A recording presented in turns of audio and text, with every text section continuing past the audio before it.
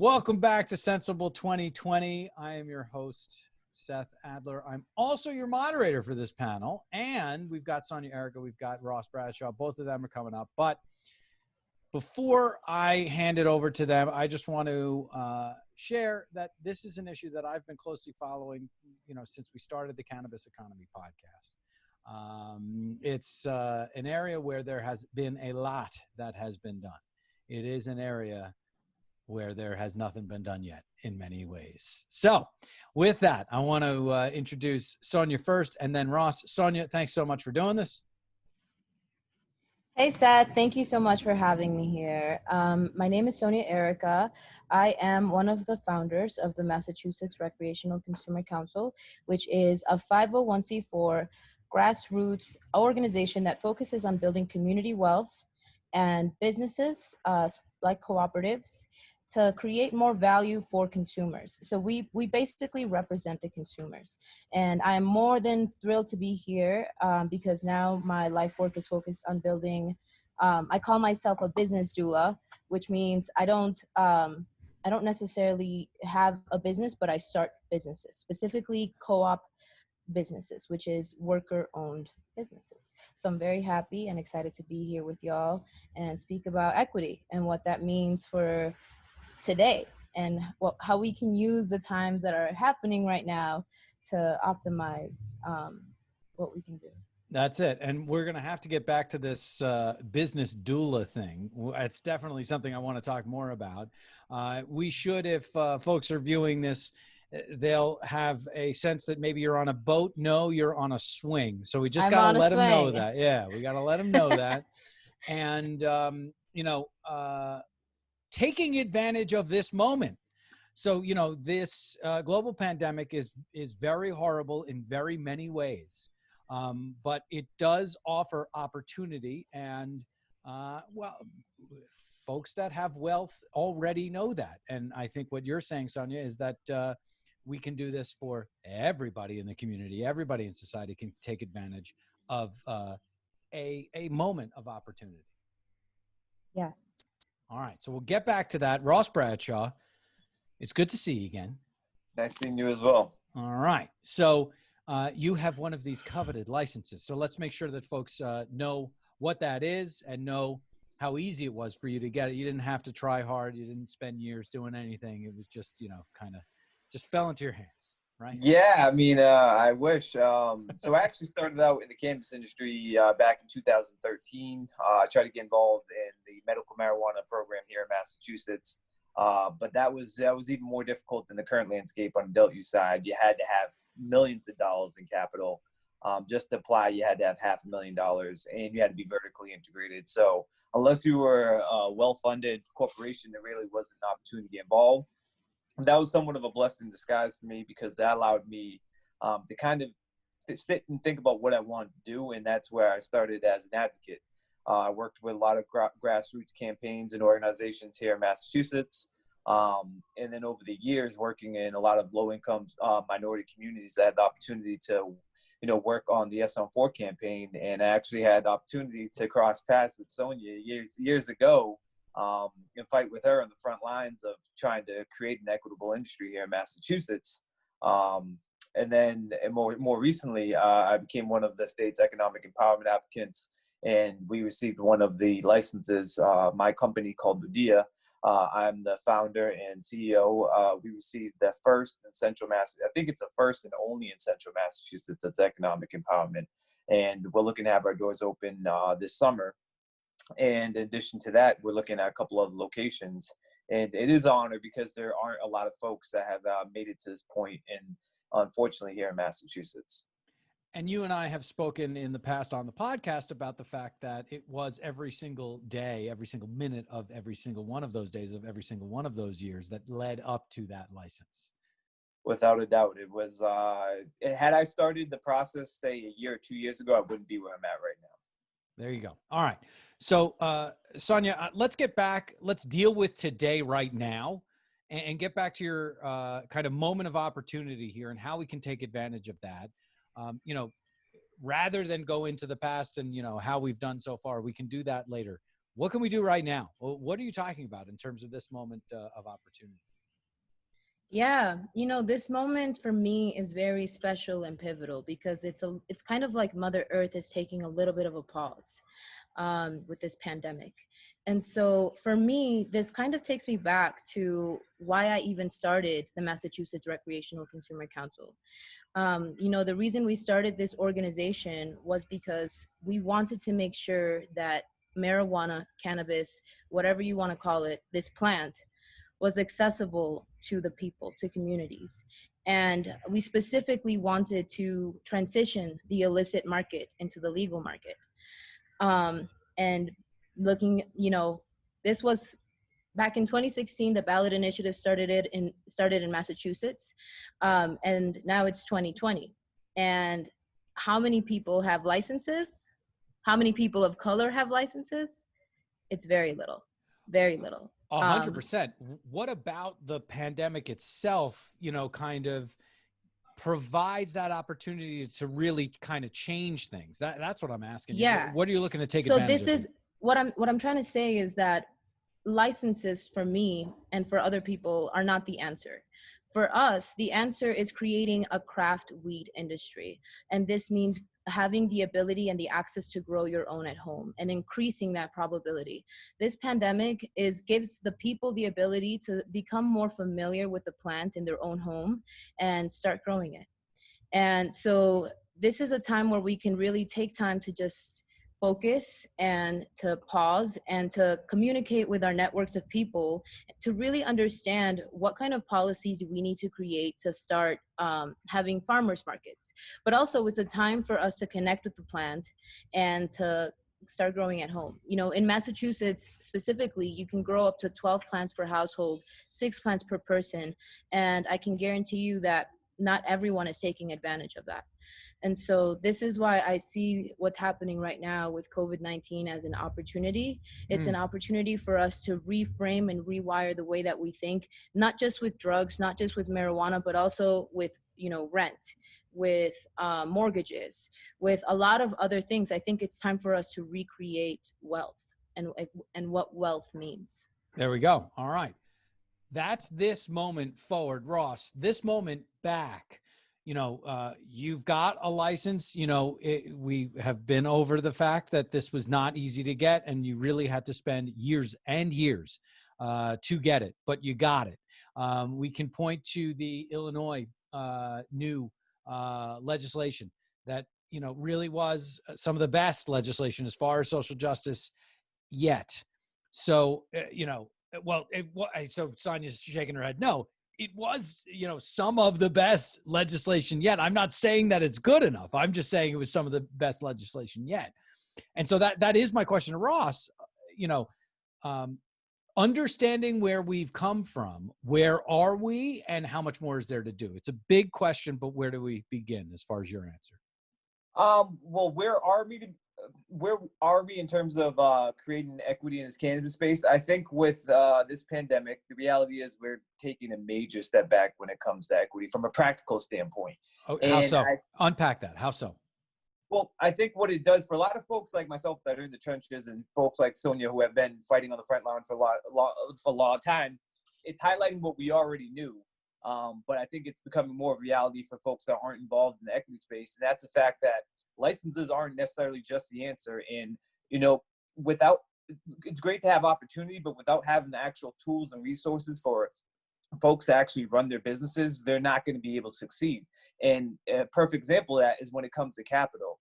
Here in Massachusetts, minority entrepreneurs are struggling to begin with to raise capital for their businesses, despite the fact that they have a priority, despite the fact there are certain communities that only want small minority-owned businesses. They still couldn't get the capital and the necessary resources to open their businesses. Now with this pandemic, even the large multi-state operators are struggling in the same regard to raise capital. So what it highlights is the fact that there needs to be a significant amount of more resources when it comes to these businesses, when it comes to, similar to what you mentioned, what's going on in Illinois, where they have a state-designated fund. If there aren't actual resources to back these organizations and back these initiatives, then they're useless. They're not going to push the needle at all.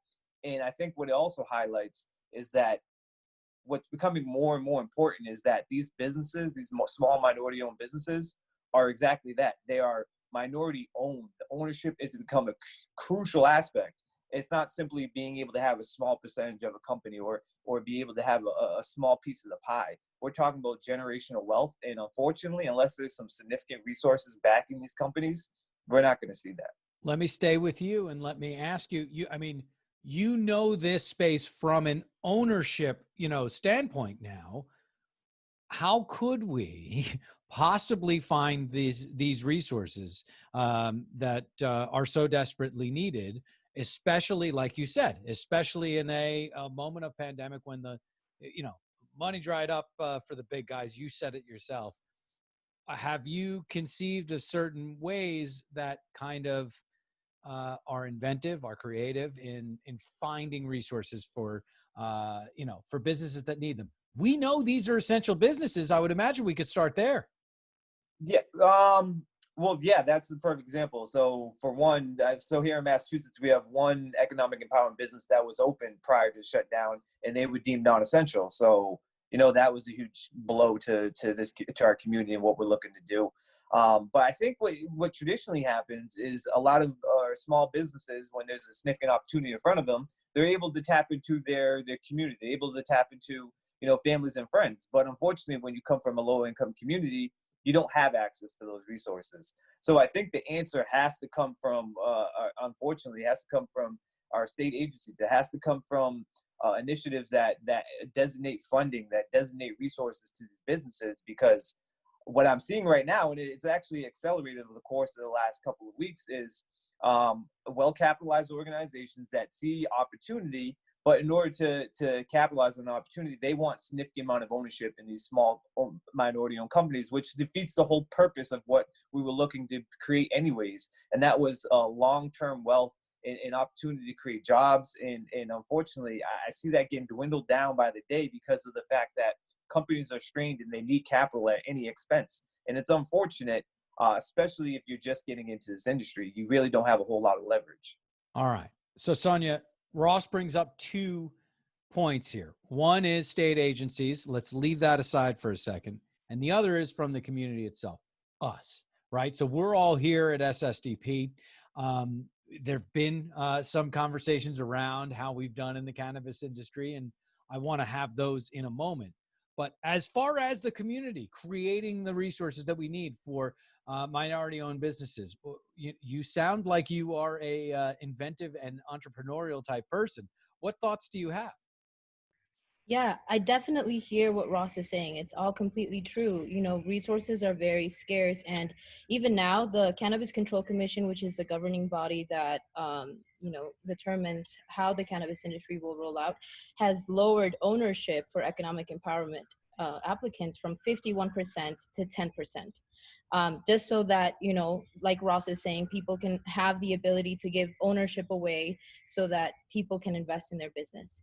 And what I say to that is that instead of looking at investors and people with a lot of wealth that are just looking to buy companies without doing any of the labor, I think that it's time for us to really understand crowdfunding and funding from our communities. So everybody may not have $1 million, but everyone has at least $1,000. And if we can crowdfund that and actually raise enough money to make the amount of money that's necessary to run a cannabis industry, it's possible for a cannabis company to be owned by the community and by the people.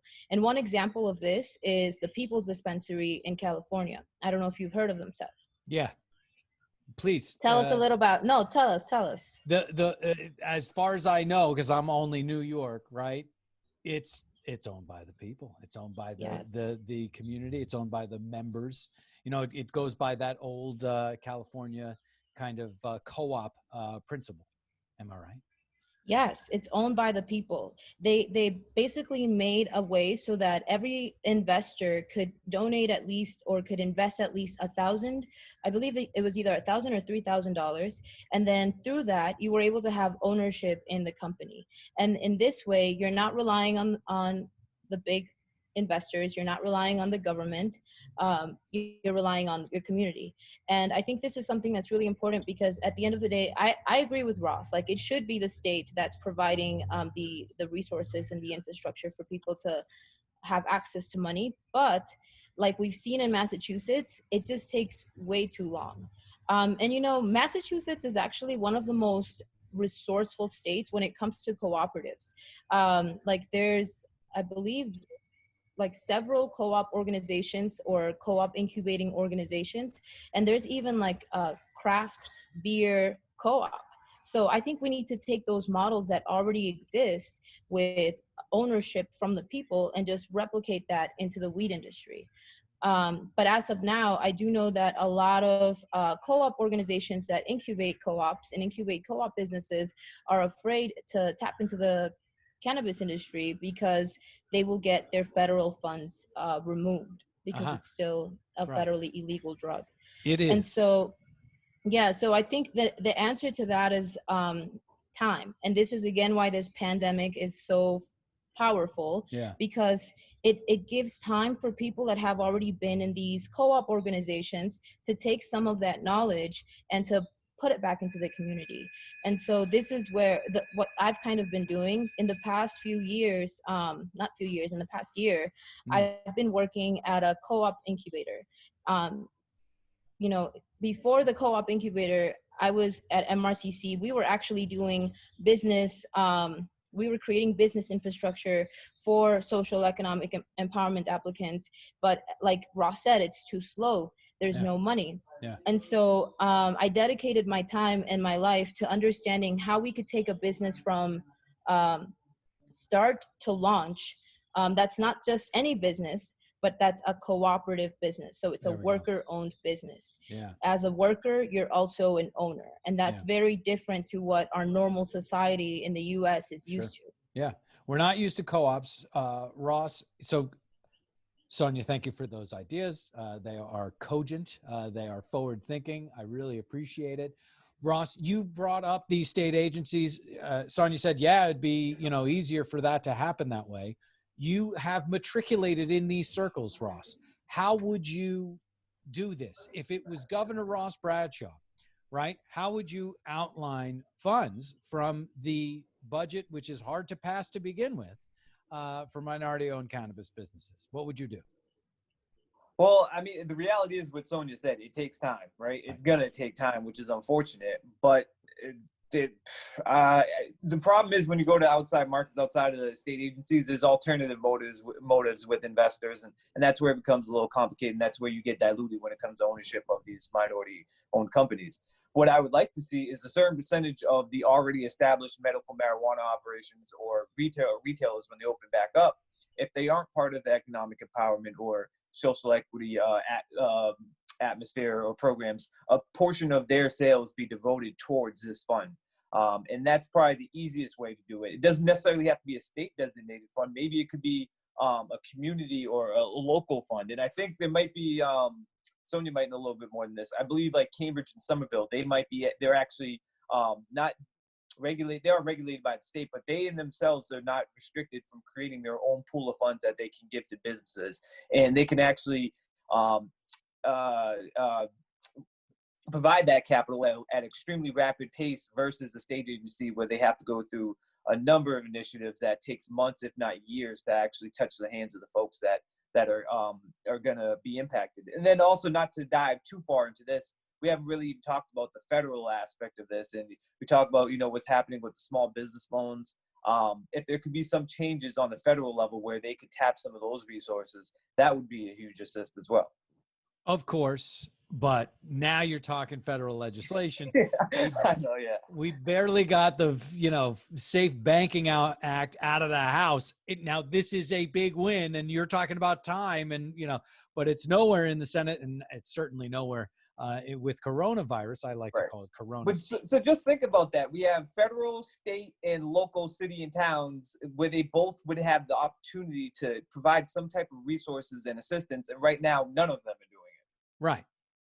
Well, that's why we're having this conversation. And I think that's why Sonia's onto something as far as this co-op principle, this co-op idea. What are your thoughts on what she said? as a business owner, as a small business owner, as a minority business owner? I 100% love it. I would just like there to be an avenue to actually execute on that. And a perfect example is when you look at a lot of these state regulations and the application process, whenever you try to bring in a significant amount of investors or try to do a co-op model, it gets difficult in terms of the actual paperwork and the actual execution when it doesn't have to be that difficult. And I think that goes across the board when you look at any state. Is we have to stop treating these businesses like they're working with plutonium, right? They're just treat them like any other co-op, like a craft beer, where they don't have so many regulations to go through. That's the time part. In the meantime, we got smart people like Sonia working on the co-op idea, and now we just need to bring in one of these smart, real smart cannabis lawyers. I know them, and you know them too, all right, to help with that paperwork, because those are guys that know how to go from what doesn't make sense to what does make sense real quick. Agreed. Ross, I think you need to talk to one of the founders of Democracy Brewing. So Democracy Brewing is a beer cooperative in Massachusetts, and they were actually able to get funding through a special fund specifically for co-ops. And they're up and running. They're actually located right in the middle of downtown Boston. So it's definitely possible. I think what needs to happen is actually cross-contamination of information from industry to industry. Totally. So I feel like a lot of people that are in the weed industry are just very focused inside of that circle, but haven't really reached out to other spheres and other industries that have already developed ways to make this reality come true. Sonia, a couple things there, right? So number one, the reason that is true mostly is because these cannabis business owners spend 90% of the time playing defense. So it's real tough to reach out. The other thing is, for some reason on the Super Bowl, I can watch an ad for an alcohol company. I can watch 50% of the ads are going to be about an alcohol company. But if my cannabis company wants to approach the Super Bowl for that same ad, it can't happen. And so while this, what Democracy Brewing, is that what the name of the group is? Yes, Democracy Brewing. Yeah, while they are, it sounds like a great resource, and Ross absolutely should reach out. They've got a different reality than a cannabis business does. Ross, don't let me say that. Please explain what I'm saying. No, I completely understand. I've been in the game for a while. All right, so you know what I'm talking about. You know. I completely know. And, when it comes to talking about, national and federal and then state and municipal, that's a whole other world, because when we legalized in 2016, we thought that we did it. But in reality, this was just the beginning, because it's not the state that regulates, it's actually each municipality. So, MRCC and a group of advocates went to whole bunch of different towns to try to help the people creating these laws, the city councilors, understand what it meant to legalize marijuana. And to be honest, a lot of the councilors had not even read the law. And so this is the frustrating thing that we run into. It's that the people that are creating our laws in our society are not even well informed. Nope. And so I think another component of creating equity is having the consumers, ourselves, be more active in educating the people that govern our world. Because the reality is, politicians, the reason, a lot of politicians are really good social performers. They may not have all the information that you need to create great laws, but they're great social performers. And so that's why it's very important to lobby and to go to their offices, because you help them understand 100%. How they can look smart. That's it. And that's really what they want. And so this is this is what we did in Cambridge. This is what we did in Somerville. This is what we did in Boston. We helped each city councilor. We went in and we presented them with the information that would help them make decisions that would make the city more equitable. And so now you see that in Boston, you have the first Black-owned business. That's amazing, so wonderful. Who knows when we're going to get the next one, but we have that. And then in Cambridge and Somerville, they are giving priority to economic empowerment applicants, and Cambridge specifically to women and minority-owned businesses. And this is amazing, because, not and not a lot of cities are doing this.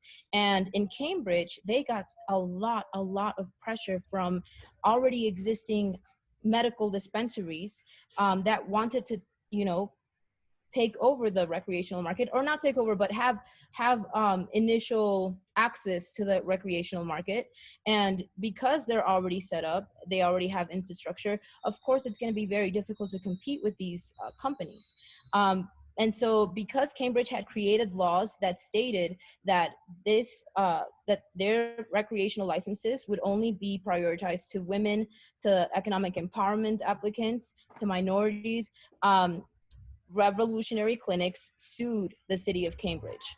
And thankfully, the lawsuit just very recently dropped. So it's amazing, but you're right. Cannabis business owners are always on the defense, whether you're the big guys or the little guys. And so it's important for consumers to advocate for the kinds of laws and businesses that they want. Because, you know, as a consumer, it doesn't help me to have just one business in my community. I want a variety of businesses. Yeah. That creates quality products, that creates healthy competition, that gives me access to a variety of different products and not just one kind. There we go. And I think this is really kind of what America has been built on. So, yeah. Yeah. And we've got now the opportunity to rebuild. We've got the opportunity, Ross and Sonia, to make America great again. Oh, Lord. Let's open it up to the group and see what they're thinking.